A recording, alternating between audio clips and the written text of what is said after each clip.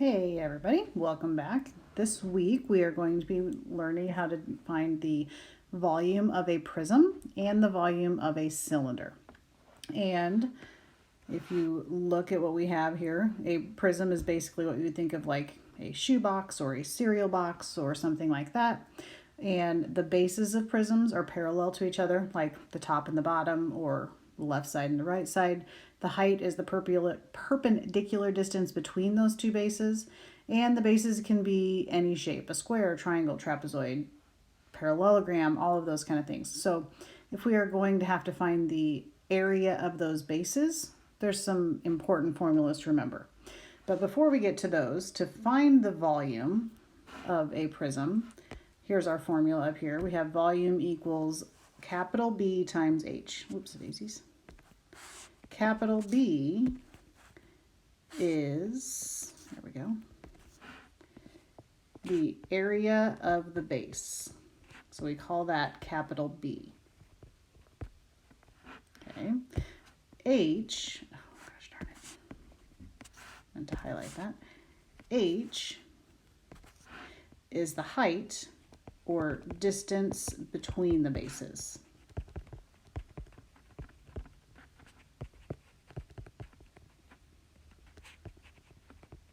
Okay, so again, kind of going back to what I was saying before, in order to actually do this, you have to know how to find the area of different shapes. We did circles a couple weeks ago.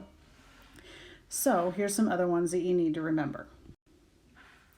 A circle, we did that. Area of a circle is pi r squared. R is the radius. We just did that a couple weeks ago. A triangle, the area of a triangle is 1/2 the base times the height. And the base and the height are perpendicular to each other. Okay. And a square, rectangle, parallelogram, the area is going to be base times height. Sometimes you think about it as length times width, something like that. Same basic idea when the length and the width are the perpendicular sides. The area of a trapezoid is one everybody likes to forget. The area is 1/2 the height times the sum of the bases. Okay. The height, h in this case, is the distance between the bases.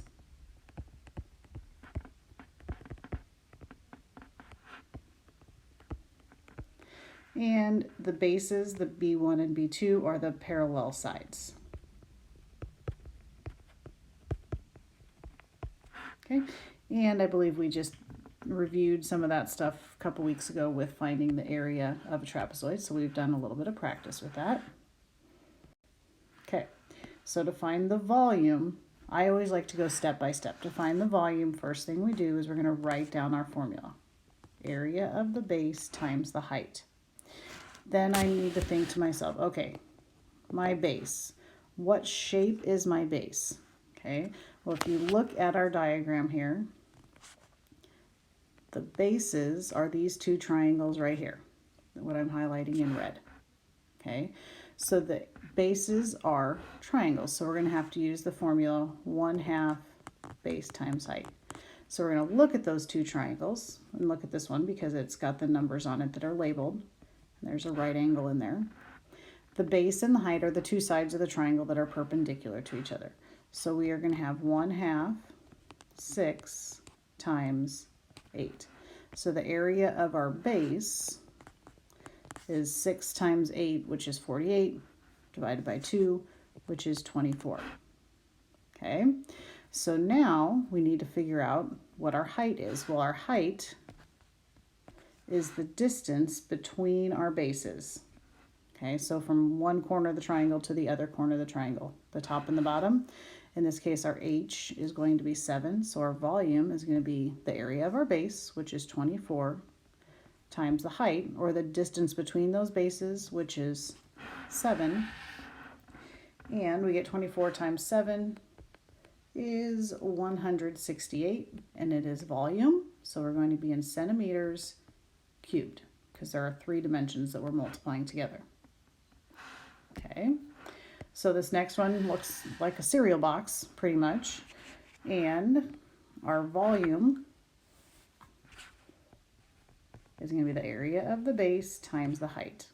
Okay, our base in this case, like the bottom here, there's our base, there's the bottom and the top. They're parallel to each other. Those are both rectangles. Okay, and to find the area of a rectangle, we take the length times the width. So the area of our base is going to be the length, which is 10, times the width, which is 4, which is 40. Okay, our height, h, is going to be the distance between those two bases. Okay, so our volume is going to be the area of our base, which is 40, times our height, which is 12. So our volume is going to be 480 inches cubed. Okay, is just going through several examples. These have parallelogram. The first one has a parallelogram for a base. The second one has a trapezoid as a base. So we're just looking at examples of each kind that you might actually see. Okay, so on letter A here, our volume is going to be the area of the base times the height. Now, if you notice, there's lots of numbers in here, and we need to decide which ones are important to use. So I'm going to say that this parallelogram right here is the front. Okay, so I'm going to focus on that. And then it's not sketched in here exactly, but back here is the back. So those are our two, that's our bases, like the front and the back. So our base is a parallelogram. Okay, and to find the area of the parallelogram, we take the base times the height. And remember, in these, the base and the height are perpendicular to each other. So we're going to say, all right, here's one side. Let me find a color here. Here's one side, here's the other. Those are our bases, okay, of our parallelogram. So we have 9. And the height is that perpendicular distance between those two bases, in which in this case is 4. Okay, it is not 5.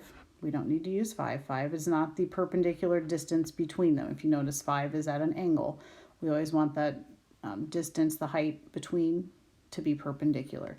So the area of our base is 9 times 4, which is 36.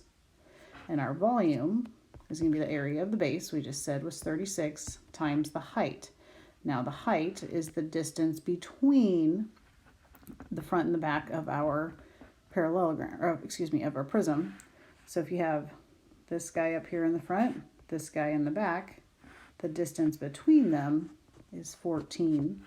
And 36 times 14 is 504 centimeters cubed.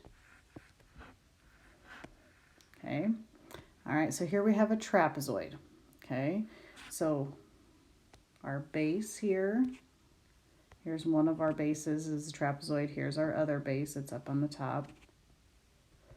Okay, so we want to think about some information that we know.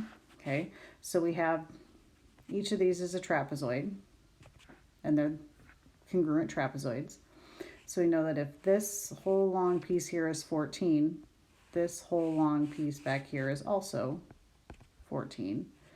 If this right here is 6, this piece right here is also 6.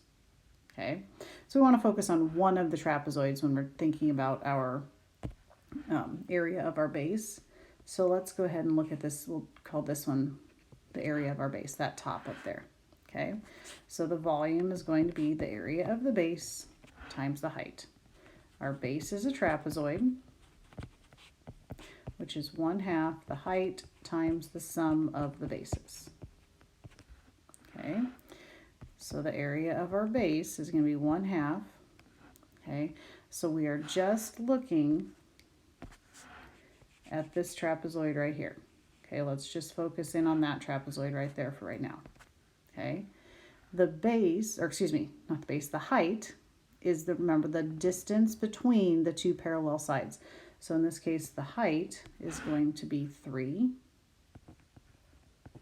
And the two bases, the sides that are parallel to each other, are 14 and 6. So if we add those together, we get 14 plus 6 is 20. 20 times 3 divided by 2 is going to give us 30. So then our volume is the area of the base, which is 30, times the distance between those two trapezoids. You notice the distance between the two trapezoids up here is 5. So our volume is going to be 150 units, centimeters cubed. Okay. Now we're going to look at cylinders. Cylinders is the exact same formula. It's the area of the base times the height.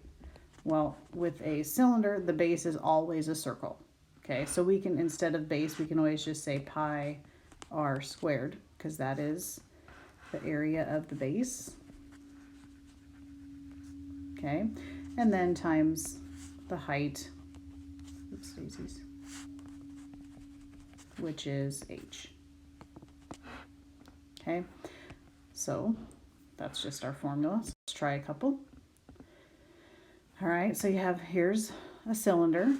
Our volume is the area of the base. Base is a cylinder, or excuse me, is a circle. So we'd have pi r squared times the height. Okay, so our volume is going to be pi. Our radius is 9, so we're going to have 9 squared times our height, which is, again, height is just the distance between the circles. So in this case, it's going to be 6. We need to be careful because we have to follow our order of operations where we have to do exponents before we multiply. So we're going to have 81 times pi times 6.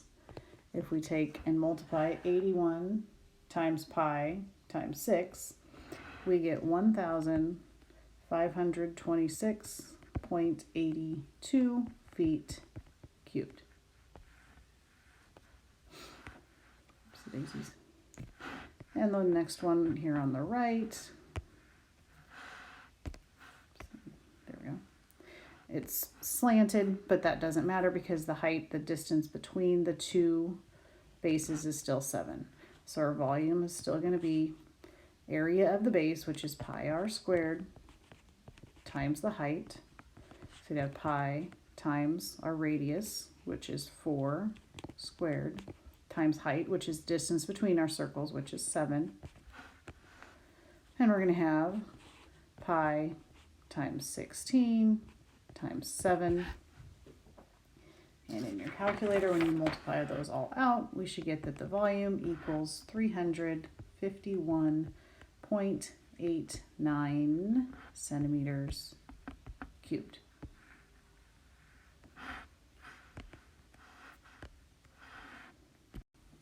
Okay, that's all I have for today. Again, anytime we are doing these things where you're rounding so much with decimals at some point during the process, we don't do big ideas because that's kind of hard. So there's a worksheet in Schoology, there's a key in Schoology that you can check it with, and then the demonstration of mastery, and submit it by Friday at midnight. Good luck.